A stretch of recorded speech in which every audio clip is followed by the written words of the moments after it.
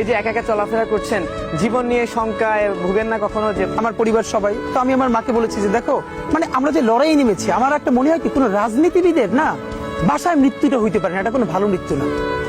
যিনি রাজনীতি করেন, যিনি লড়াই করেন, যিনি বিপ্লবী, যিনি সংগ্রামী, তার মৃত্যুটা হবে একটা সংগ্রামের মধ্য দিয়ে, একটা রাজপথে, একটা গ্লোরির মৃত্যু। আমি তো ভীষণ ভাবে প্রত্যাশা করি, আমি ছোটবেলা থেকে এই স্বপ্নটা দেখি, অনেক জায়গায় বলেছি যে একটা তুমুল মিছিল হচ্ছে অন্যায়ের বিরুদ্ধে, সেই মিছিলের সামনে আমি আছি, কোনো একটা বুলেট এসে আমার বুকটা হয়তো বিদ্ধ করে দিয়েছে, এবং সেই মিছিলে আমি হাসতে হাসতে আমি শহীদ হয়ে গেছি। এবং সবাই যখন মৃত্যুটাকে ভীষণ ভয় পায়, আমি তখন হাসতে হাসতে আল্লাহর কাছে ভীষণ সন্তুষ্টি নিয়ে পৌঁছতে চাই যে আমি একটা ন্যূনতম ওই জীবনটা লিড করতে পারলাম, যে আমি একটা ইনসাফের হাসি নিয়ে আমি আমার আল্লাহর কাছে পৌঁছতে চাই। সুতরাং আগামী 50 বছর বাঁচলাম, কোনো ইম্প্যাক্ট তৈরি হলো না আমার দিয়ে, দেশের জন্য, রাষ্ট্রের জন্য, উম্মার জন্য, জাতির জন্য। কিন্তু আমি ধরেন 5 বছর বাঁচলাম, সেটার মধ্য দিয়ে যদি আগামী 50 বছরের ইম্প্যাক্ট তৈরি হয়, তাহলে অনেকদিন বেঁচে থাকায় কি সাফল্যের বলেন?